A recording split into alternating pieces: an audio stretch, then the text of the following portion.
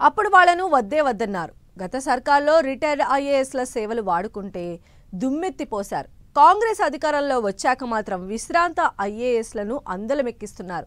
ప్రభుత్వంలోకి రాకముందు పీసీసీ చీఫ్గా రేవంత్ రెడ్డి మాజీ ఉద్యోగులను కంటిన్యూ చేయడాన్ని పదే పదే తప్పుపట్టారు. అధికారంలోకి వచ్చాక సీఎం పీఠంపై కూర్చున్న మొదట్లో కూడా ఇదే ఆలోచనతో ముందుకెళ్లారు. కానీ ఇప్పుడు రిటైర్డ్ ఐఏఎస్లకే కీలక పోస్టులు అప్పగిస్తున్నారు. ఇందుకు ప్రభుత్వ ఆలోచనలో ఎందుకు మార్పు వచ్చినట్లు, రిటైర్డ్ ఐఏఎస్లకు ఎందుకంత ప్రియారిటీ ఇస్తున్నట్లు? అప్పుడు వద్దన్నారు, ఇప్పుడు వాళ్లకే పదవులిస్తున్నారు. రిటైర్డ్ ఐఏఎస్ల విషయంలో ప్రభుత్వం తీరు మారిందా? విశ్రాంత ఐఏఎస్లకు కీలక పోస్టులు కట్టబెట్టడం వెనుక ప్లాన్ ఏంటి? రిటైర్డ్ ఆఫీసర్ల విషయంలో సీఎం రేవంత్ యూటర్న్ తీసుకున్నారా? ప్రభుత్వ పాలనలో ఐఏఎస్లే కీలకం. అందులో సీనియర్ ఐఏఎస్లు కీలక బాధ్యతల్లో ఉంటే అడ్మినిస్ట్రేషన్ ఈజీ అవుతుంది. ప్రభుత్వ పెద్దలకు సలహాలు ఇవ్వడంతో పాటు సంస్కరణలు, మార్పులకు శ్రీకారం చుడుతూ ఉంటారు. ఈ ఉద్దేశంతోనే గులాబీబాస్ కేసీఆర్ అధికారంలో ఉన్నప్పుడు రిటైర్డ్ ఐఏఎస్ల సేవలను వాడుకున్నారు. వారి అనుభవాన్ని, పనితీరును బట్టి పలువురికి కీలక పోస్టులు కట్టబెట్టారు. అయితే అప్పుడు అపోజిషన్లో ఉన్న కాంగ్రెస్, పీసీసీ చీఫ్గా ఉన్న రేవంత్ అప్పటి కేసీఆర్ ప్రభుత్వంపై దుమ్మెత్తిపోశారు.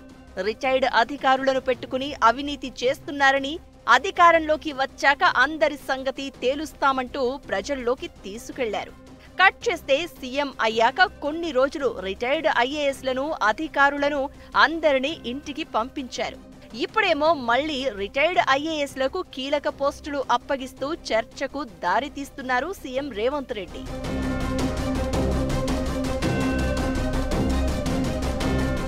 రేవంత్ సర్కార్లో రిటైర్డ్ ఐఏఎస్, ఐపీఎస్ అధికారులకు మళ్లీ కీలక పోస్టులు ఇవ్వడం చర్చనీయాంశంగా మారుతోంది. ప్రస్తుతం ప్రభుత్వంలో సీఎం పేషిలో ఉన్న శ్రీనివాసరాజు రిటైర్డ్ ఆఫీసరే.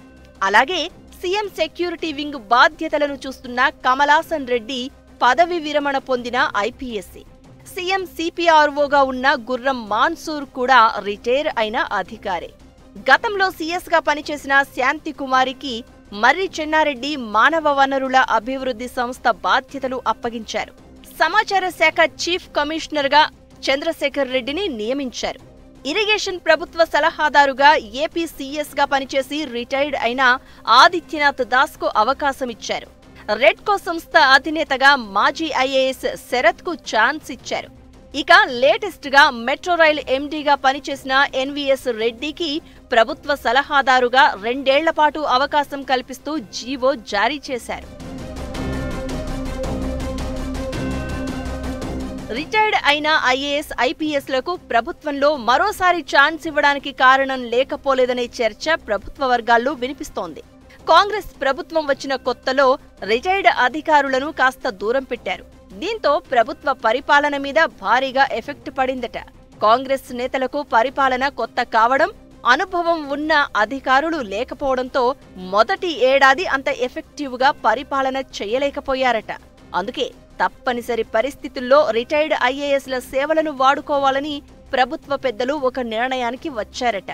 అనుభవం కలిగిన అధికారుల సూచనలు తీసుకుంటే ప్రభుత్వ పాలన సాఫీగా సాగుతుందనే ఆలోచనకు వచ్చారట. అందుకే మాజీ ఐఏఎస్లకు ఈ మధ్యకాలంలో ప్రభుత్వంలో పెద్దపీట వేస్తున్నారట.